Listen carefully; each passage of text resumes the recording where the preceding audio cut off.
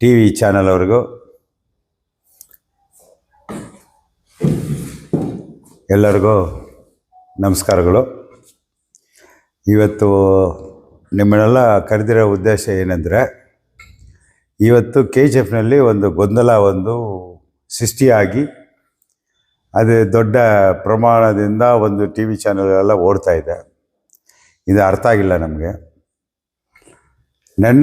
ನಮ್ಮ ಶಾಸಕರ ಹತ್ರ ಸ್ವರ್ಣನಗರ ಮತ್ತು ಬೋರ್ಲಾಲ್ಪೇಟೆ, ಉರ್ಗಂಪೇಟೆ ನಾಗರಿಕರು, ಜನಪ್ರತಿನಿಧಿಗಳು, ಸರ್ವ ಪಕ್ಷ ಪ್ರತಿನಿಧಿಗಳು ಬಂದು ಒಂದು ಕೋರಿಕೆನ ತಗೊಂಡು ಬಂದರು. ಈ ಥರ ಉರ್ಗಂಪೇಟೆನಲ್ಲಿ ಮದರಾಸ ಸಂಸ್ಥೆಯಲ್ಲಿ ಬೀಪ್ ಕಟ್ಟಿಂಗ್ ಮಾಡೋಕ್ಕೆ ಶೆಲ್ಟ್ರ್ ಕಟ್ತಾರೆ ಹಂಗಂತ ನಮಗೆ ಮಾಹಿತಿ ಬಂತು. ದಯವಿಟ್ಟು ಅದನ್ನು ನಿಲ್ಲಿಸಿ. ನಾವು KGFನಲ್ಲಿ ಹಿಂದೂ ಮುಸ್ಲಿಂ ಎಲ್ಲರೂ ಒಂದು ಅಣ್ಣ ತಮ್ಮಂದಿರ ಸಹೋದರ ದಾರಿನಲ್ಲಿ ಒಟ್ಟಿಗೆ ಇದ್ದೀವಿ. ಯಾರು ಮನಸ್ಸನ್ನು ನೋವು ಹಂಗೆ ಮಾಡೋಕ್ಕೆ ಅವಕಾಶ ಮಾಡಬೇಡಿ ಹಂಗಂತ ಹೇಳಿದ್ರು. ಇದರಲ್ಲಿ ಏನಂದರೆ,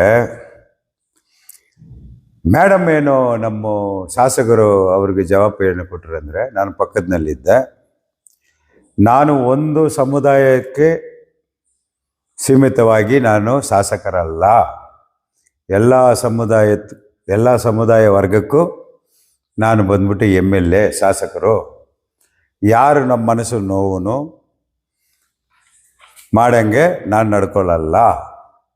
ಇನ್ನೊಂದು ಬೀಫ್ ಕಟ್ಟಿಂಗ್ ಬಂದು ಸರ್ಕಾರ ಜಮೀನಿನಲ್ಲಿ, ಮುನ್ಸಿಪಾಲ್ಟಿ ವ್ಯಾಪ್ತಿಗೆ ಬರೋ ಜಮೀನಿನಲ್ಲಿ ನಾವು ಮಾಡೋಕ್ಕೆ ಅದು ಅವಕಾಶ ಇದೆ. ಬೇರೆ ಇದರಲ್ಲಿ ನಾವು ಗೌರ್ಮೆಂಟಿಂದ ನಮ್ಮ ಮುನ್ಸಿಪಾಲ್ಟಿ ವತಿಯಿಂದ ಮಾಡೋಕ್ಕೆ ಅವಕಾಶ ಇಲ್ಲ ಹಂಗಂತ ತೀರಾ ಹೇಳಿದ್ರು. ಅದಕ್ಕೆ ಅವರು ಎಲ್ಲರೂ ಬಂದ್ಬಿಟ್ಟು ಸಮಾಧಾನವಾಗಿ, ಶಾಸಕರು ಭರವಸೆ ಮೇಲೆ ನಂಬಿಕೆ ಇದೆ ಹಂಗಂತ ನಮ್ಮ ಶಾಸಕರು KGFನ ಡೆವಲಪ್ ಮಾಡ್ತಾಯಿದ್ದಾರೆ. ಅದೇ ರೀತಿ ಯಾವ ತೊಂದರೆನೂ ಅವರು ಯಾರಿಗೂ ಕೊಡಲ್ಲ, ಯಾರ ಮನಸ್ಸನ್ನು ನೋವು ಮಾಡಲ್ಲ, ಉಂಟು ಮಾಡಲ್ಲ ಹಂಗಂತ ಹೇಳ್ಬಿಟ್ಟು ಅವರು ಸಮಾಧಾನವಾಗಿ ಹೋದರು. ಆಮೇಲೆ ಇವತ್ತು ಒಂದು ಟಿ ವಿನಲ್ಲಿ ಹೇಳಿಕೆಗಳು ಕೊಟ್ಟಿರೋದು ನೋಡಿದೆ. ಏನು ನೋಡಿದೆ ಅಂದರೆ, ಅಲ್ಲಿ ಆ ಸಮುದಾಯ ಮೇಲೆ ಎರಡು ಸಮುದಾಯ, ಒಂದು ಸಮುದಾಯ ಮೇಲೆ ಒಂದು ಅಪಾರ್ಥನ ನೀವು ಮಾಡೋದು ಕೆಟ್ಟದು ಈ ಥರ ಹಂಗಂತ ಒಂದು ಹೇಳಿಕೆ ನೋಡಿದೆ. ಅದು ಏನಂದರೆ, ಅಲ್ಲಿ ಸ್ಲಾಟ್ ಹೌಸ್ ಕಟ್ತಾ ಇದ್ದಾರೆ ಹಂಗಂತ. ಒಂದು ಸ್ಲಾಟ್ ಹೌಸು ಕಟ್ಟಬೇಕಾದ್ರೆ without municipality permission veterinary doctors, ನಮ್ಮ ಮುನ್ಸಿಪಾಲ್ಟಿ ಸಿಬ್ಬಂದಿ ಹೋಗಿಲ್ಲ ಅಂದರೆ ಅದು ಕಟ್ ಮಾಡೋಕ್ಕೆ ಅವಕಾಶನೇ ಇಲ್ಲ. ಇವಾಗ ಅವರು ಪ್ರೈವೇಟಿನಲ್ಲಿ ಬಂದ್ಬಿಟ್ಟು ನಾವು ಹೋಗೋಕ್ಕೆ 100% ನಾವು ಹೋಗೋಕ್ಕೆ ನಮಗೆ ಹಕ್ಕಿಲ್ಲ, ಹೋಗಲೂಬಾರ್ದು. ಇದು ಏನಂದರೆ, KGF ಚೆನ್ನಾಗಿದೆ, ಒಳ್ಳೆ ಡೆವಲಪ್ಮೆಂಟ್ ಆಗ್ತಾಯಿದೆ ಅಂಥ ರೀತಿಯಲ್ಲಿ ಇದರಲ್ಲಿ ಗೊಂದಲ ಸೃಷ್ಟಿಷ್ಟು ಮಾಡಬೇಕು ಹಂಗಿಂದ ಒಂದೇ ಒಂದು ವಿಷಯದಲ್ಲಿ ಅವ್ರ ವರ್ಗನೇ ಅವ್ರನ್ನ ಒಬ್ಬರ ಮೇಲೆ ಒಬ್ಬರು ಎತ್ತಾಕೊಳ್ತಾ ಇದ್ದಾರೆ. ಇದಕ್ಕೂ ನಮಗೂ ಸಂಬಂಧ ಇಲ್ಲ. ಅಲ್ಲಿ ಮದ್ರಾಸಾಗೆ ಬಂದ್ಬಿಟ್ಟು ಶಾಸಕರು ಭಾಳ ಕೆಲಸ ಮಾಡಿಕೊಟ್ಟಿದ್ದಾರೆ. ಕಾಂಪೌಂಡ್ ವಾಲ್ ಕಟ್ಟಿಕೊಟ್ಟಿದ್ದಾರೆ, ಒಂದು ಹೈಮಾರ್ಟ್ಸ್ ಕಟ್ಟಿಕೊಟ್ಟಿದ್ದಾರೆ, ಏನೋ ಒಂದು ಕಮ್ಯುನಿಟಿ ಹಾಲ್ ಬೇಕು, ಯಾವುದೋ ಒಂದು ಇದು ಬೇಕು ಹಂಗಂತ ಅವ್ರ ಹತ್ರ ಕೋರಿಕೆ ಇಟ್ಟಿರ್ತಾರೆ. ರೋಡ್ಸ್ ಬೇಕು ಹಂಗಂತ ಎಲ್ಲ ಸಮುದಾಯಕ್ಕೆ ಮಾಡೋಕ್ಕೊಡೋ ಥರ ಮೇಡಮ್ಮು ಅವ್ರಿಗೂ ಮಾಡಿಕೊಡ್ತೀನಿ ಅಂತ ಭರವಸೆ ಕೊಟ್ಟಿರ್ಬೋದು. ಅದರಿಂದ ನಾನು ಕ್ಲಿಯರಾಗಿ ಹೇಳ್ತೀನಿ, ನಮ್ಮ ಮುನ್ಸಿಪಾಲ್ಟಿಯಿಂದ ನಮಗೆ ಶಾಸಕರಿಗೂ ನಾವು ಭರವಸೆ ಕೊಡ್ತಾ ಇದ್ದೀವಿ. ಯಾವುದೇ ಕಾರಣಕ್ಕೂ ಅಲ್ಲಿ ಶೆಲ್ಟ್ರು ಹಸು ಕೊಯ್ಯೋಕ್ಕೆ ಸ್ಲಾಟ್ ಹೌಸು ಮಾಡೋಕ್ಕೆ ಅವಕಾಶ ಇಲ್ಲ. ಅದನ್ನು ಬಂದ್ಬಿಟ್ಟು ಒಂದು ಸಮುದಾಯ ಭವನೇನು ಅಲ್ಲಿ ಕಟ್ತಾ ಇದ್ದೀರಂತ ನಮಗೆ ಮಾಹಿತಿ. ಇವಾಗ ಇವ್ರನ್ನ ಗೊಂದಲ ಡಿಸ್ಟ್ರಿ ಮಾಡೋದು ಇದು ತಪ್ಪು. ನಾನು ಕ್ಲಿಯರಾಗಿ ಹೇಳ್ತೀನಿ, ನಮಗೆ ಸ್ಲಾಟರ್ ಹೌಸರು ಮಾರ್ಕೆಟಿಂದ 2013ನಲ್ಲಿ ರಾಜೇಶ್ ಕ್ಯಾಂಪ್ನಲ್ಲಿ ಕೊಟ್ಟಿದ್ದಾರೆ. ನಾನು ಕ್ಲಿಯರಾಗಿ ಹೇಳ್ತೀನಿ ಇನ್ನೊಂದು ಸತಿ, ನಮ್ಮ ಶಾಸಕರ ಉದ್ದೇಶ ಪದೇ ಪದೇ ಪದೇ ಪದೇ ಬಿ ಪಿ ಅಂತ ಪ್ರಾಬ್ಲಮ್ ಬರ್ತಾನೆ ಇದೆ. ಅದಕ್ಕೆ ಒಂದು ಪರ್ಮನೆಂಟ್ ಸೊಲ್ಯೂಷನ್ ಮಾಡಬೇಕಂತ ನಮ್ಮ ಜಾಗ ಹುಡುಕ್ತಾ ಇದ್ದೀವಿ. ಇನ್ನೊಂದು ನಮ್ಮ ಶಟ್ರ್ ಬಂದ್ಬಿಟ್ಟು ನಮ್ಮ ಕೊಯ್ಯೋದು ನಮ್ಮ ಶಟ್ರ್ ಬಂದ್ಬಿಟ್ಟು ಅಲ್ಲಿದೆ, ಎಲ್ಲಿ ರಾಜೇಶ್ ಕಂಪ್ನಿಯಲ್ಲಿ. ಅದೇನಾದರೂ ರಿನೋವೇಷನ್ ಮಾಡಿ ದೊಡ್ಡದು ಮಾಡೋದು ಇಲ್ಲ, ಅಥವಾ ಯಾರಿಗೂ ಯಾವ ವರ್ಗಕ್ಕೂ ಯಾರ ಜನಗಳಿಗೂ ತೊಂದರೆ ಇರೋ ರೀತಿಯಲ್ಲಿ ಒಂದು ಪರ್ಮನೆಂಟ್ ಸೊಲ್ಯೂಷನ್ ತಗೊಂಡು ಇದು ಜಾಗ, ಸರ್ಕಾರಿ ಜಾಗ ತಗೊಂಡು ಅದರಲ್ಲಿ ನಿರ್ಮಾಣ ಮಾಡಿಕೊಡ್ತೀವಿ ಅಂತ ನಮ್ಮ ಮೇಡಮ್ ಉದ್ದೇಶ. ನಮ್ಮ ಉದ್ದೇಶನ ಅದೇ. ವಿತೌಟ್ ಮುನ್ಸಿಪಾಲ್ಟಿ ಪರ್ಮಿಷನ್ ಪ್ರೈವೇಟ್ ಅವ್ರು ಕೂಡ ಮಾಡೋಕ್ಕೆ ಆಗಲ್ಲ. ಮುನ್ಸಿಪಾಲ್ಟಿ ಪರ್ಮಿಷನ್ ಕೊಟ್ರೇ ಪ್ರೈವೇಟ್ ಅವ್ರನ್ನ ಮಾಡೋಕ್ಕೆ, ಆದರೆ ಪ್ರೈವೇಟ್ನಲ್ಲಿ ಮಾಡೋಕ್ಕೆ ನಮ್ಗೆ ಅವಕಾಶನೇ ಇಲ್ಲ. ಇದು ಬಂದ್ಬಿಟ್ಟು ಸೃಷ್ಟಿ ಮಾಡಿ ಇದನ್ನೇ ಬಂದ್ಬಿಟ್ಟು ದೊಡ್ಡದು ಮಾಡ್ತಾ ಇದ್ದಾರೆ. ದಯವಿಟ್ಟು ಇದನ್ನೇ ಇವತ್ತಿಗೆ ಫುಲ್ ಸ್ಟಾಪ್ ಇಡಿ. ಹಂಗಂತ ನಿಮ್ಮನ್ನ ನಾನು ಕನಿಕರಂತ ಕೇಳ್ತಾ ಇದ್ದೀನಿ. ನಂಬೇಡಿ, ಯಾರು ಅಲ್ಲಿ ಬರೋದಿಲ್ಲ. ಭರವಸೆ ಕೊಟ್ಟಿದ್ವಿ, ಮೇಡಮ್ ಅವರು ಭರವಸೆ ಕೊಟ್ಟಿದ್ದಾರೆ. ನಮ್ಮನ್ನೇ ಓವರ್ಟೇಕ್ ಮಾಡಿ ಇದೆಲ್ಲ ಬಂದ್ಬಿಟ್ಟು ಸುದ್ದಿಗಳು ಬೆಳೆಸೋದು ಸರಿ ಇಲ್ಲ. ಇದು ಶಾಸಕರು ಒಳ್ಳೆ ಡೆವಲಪ್ಮೆಂಟು, ಒಳ್ಳೆ ಹೆಸರು ಬರುತ್ತಂತ ಅವ್ರ ಹೆಸರಿಗೆ ಕಳಂಕ ಮಾಡೋಕ್ಕೆ ಕೆಲವರು ಮಾಡ್ತಾ ಇದ್ದಾರೋ ಏನಂತ ನನಗೆ ಗೊತ್ತಿಲ್ಲ. ಬಟ್ ನಿಜ ಅಂಶ ಇದೆ ಅಂತ ನಿಮಗೆ ನಾನು ತಿಳಿಸೋಕ್ಕೆ ನನ್ನ ಕರ್ತವ್ಯ. ನಿಮಗೆ ಯಾವುದಾದ್ರೂ ಒಂದು ಸುದ್ದಿ ಹರಳ್ತಾ ಇದ್ದರೆ ಅದಕ್ಕೆ ನಾವು ಉತ್ತರ ಕೊಡೋದು ನಮ್ಮ ಕರ್ತವ್ಯ ಅಂತ ನಿಮ್ಮನ್ನೆಲ್ಲ ಕರೆದು ಉದ್ದೇಶದಿಂದ ನಾನು ಕೊಟ್ಟಿದ್ದೀನಿ. ಸರ್, ಇವಾಗ ಆರ್ಪೇಟೆ ಸೆಕೆಂಡ್ MG ಮಾರ್ಕೆಟ್ ಅಲ್ಲಿ ಇರೋ ಸ್ಲಾಟರ್ ಹೌಸ್ ಅಲ್ಲಿಂದ ಶಿಫ್ಟ್ ಆಗುತ್ತಾ ಸರ್? ಅದು ಯಾವಾಗ ನೋಡಿದ್ರು ಗೊಂದಲ. ನಾನು ಇನ್ನೊಂದು ಹೇಳ್ತೀನಿ, 100% ನಮ್ಮ ಸ್ಲಾಟರ್ ಹೌಸ್ ಇರೋದು ರಾಜೇಶ್ ಕ್ಯಾಂಪ್ನಲ್ಲಿ. ಸರ್, ಇಷ್ಟು ದಿವಸ ಯಾಕೆ ಬಿಟ್ಟಿದ್ದೆ ಅಂದರೆ, ಇದು ಗೊಂದಲ ನಡೀತಾ ಬರ್ತಾ ಇದೆ. ಇದು ನಮ್ಮ ಕಾಲದಲ್ಲಿ ಎಲ್ಲ ಹೊಸದಾಗಿಲ್ಲ. ಆವಾಗ ಇದು ಗೊಂದಲ ನಡೀತಾ ಇದೆ. ಅದಕ್ಕೆ ಪರ್ಮನೆಂಟ್ ಸೊಲ್ಯೂಷನ್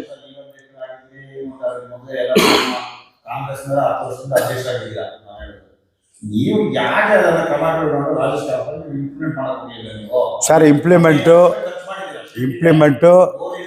ಸರ್, ಬೋರ್ ಇದೆ, ಕರೆಂಟ್ ಇದೆ, ಸ್ವಲ್ಪ ಬಿದ್ದೋಗಿದೆ, ರಿನೋವೇಷನ್ ಮಾಡಬೇಕು.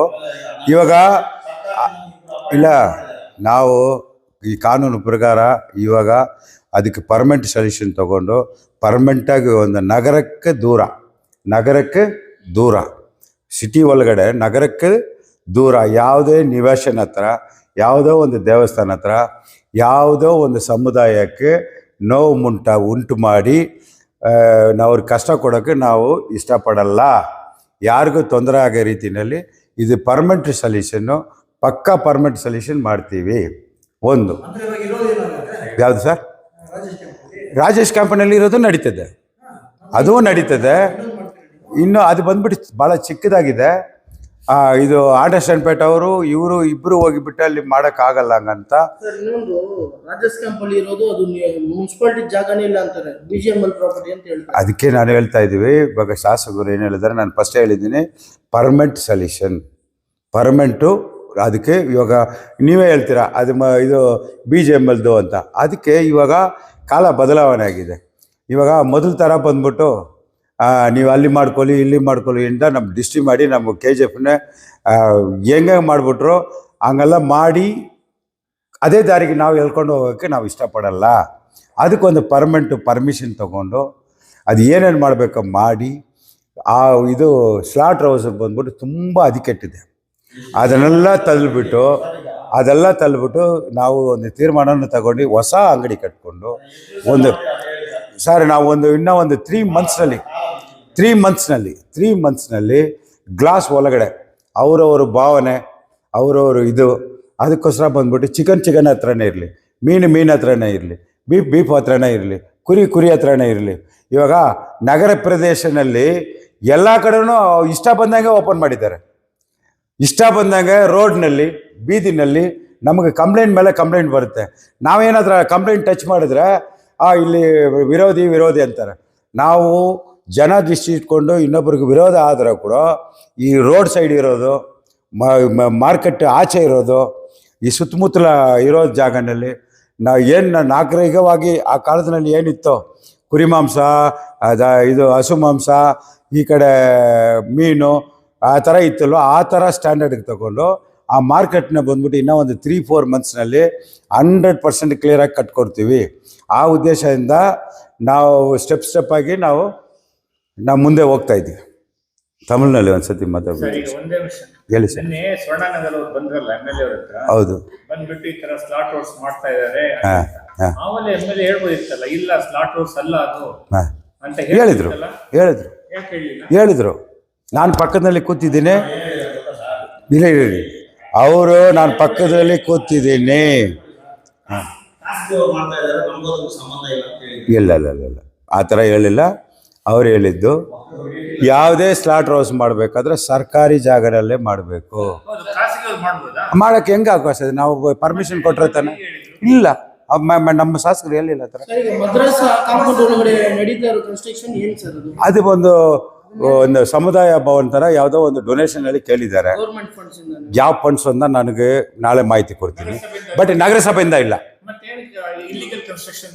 ಸರ್. Temporary shed.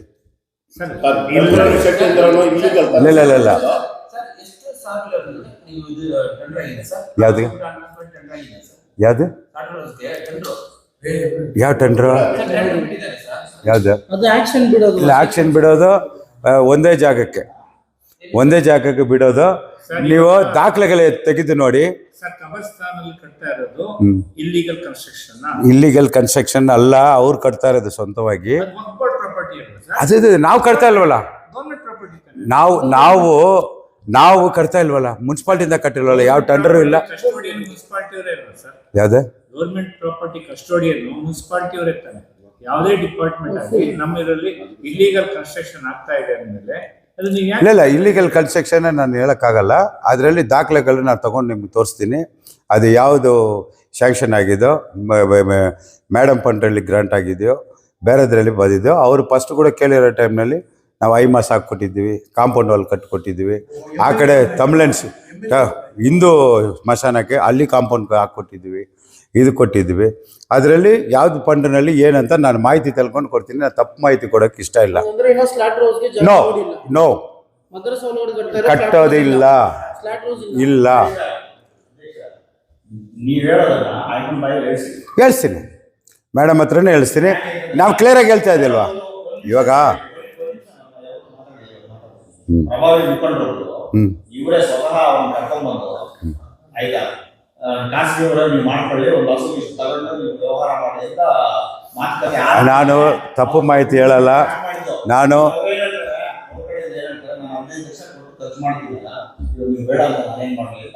ಇಲ್ಲ, ಅದೆಲ್ಲ ಸುಳ್ಳು ಮಾತು. ನೆವರ್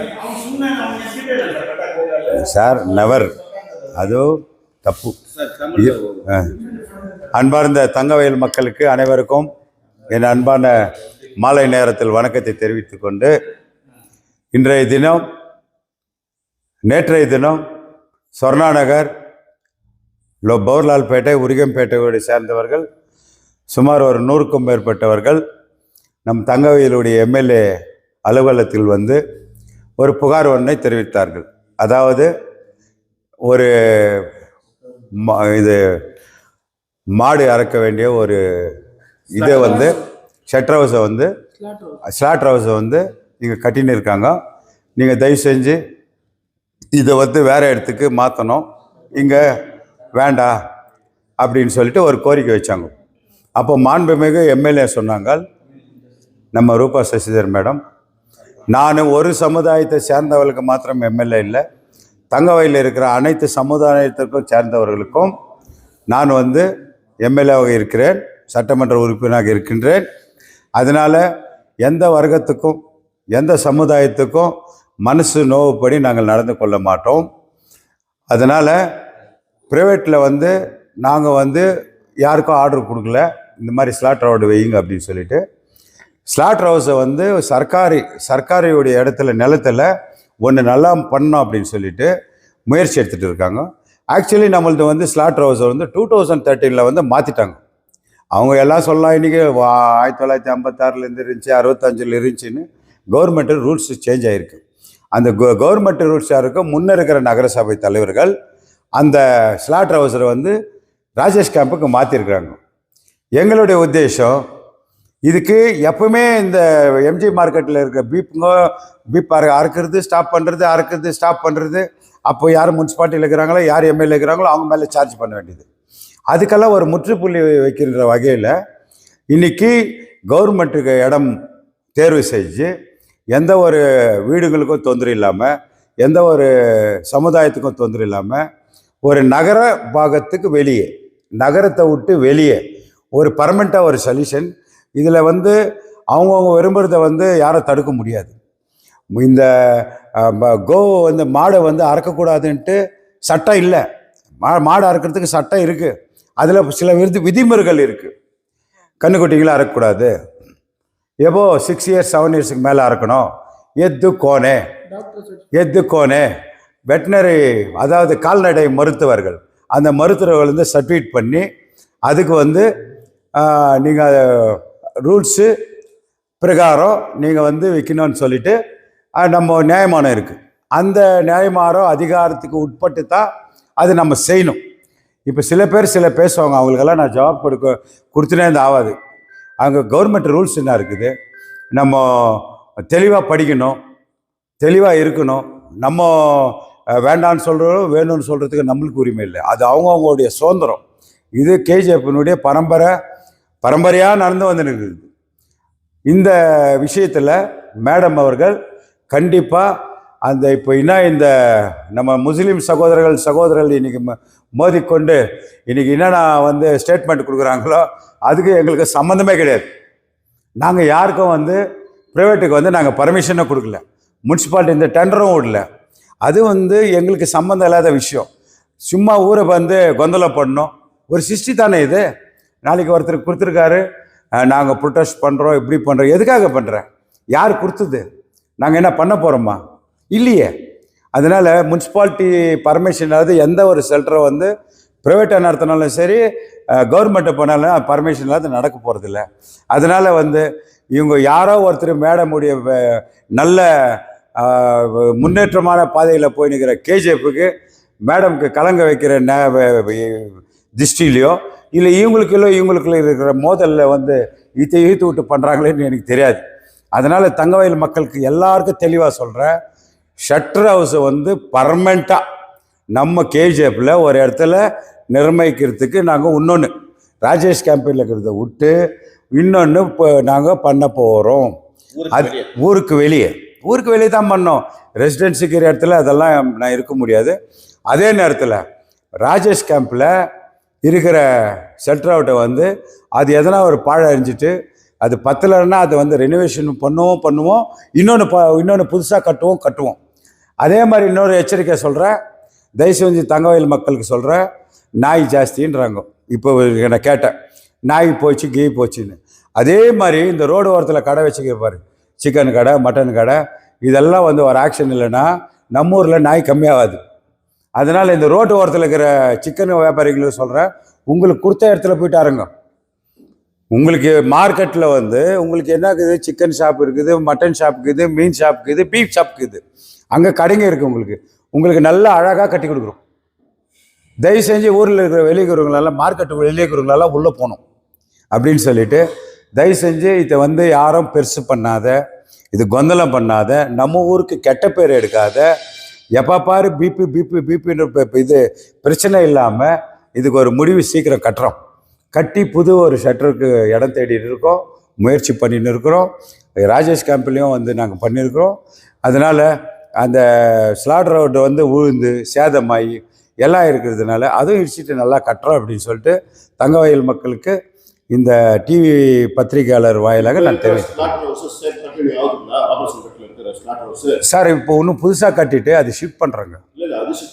எஸ் சார், அது இப்போ போகிற வரைக்கும் இது இப்போ இன்னொன்று குயிக்காக நாங்கள் பண்ணி அது போகிற வரைக்கும் ஷிஃப்ட் பண்ணுறோம்.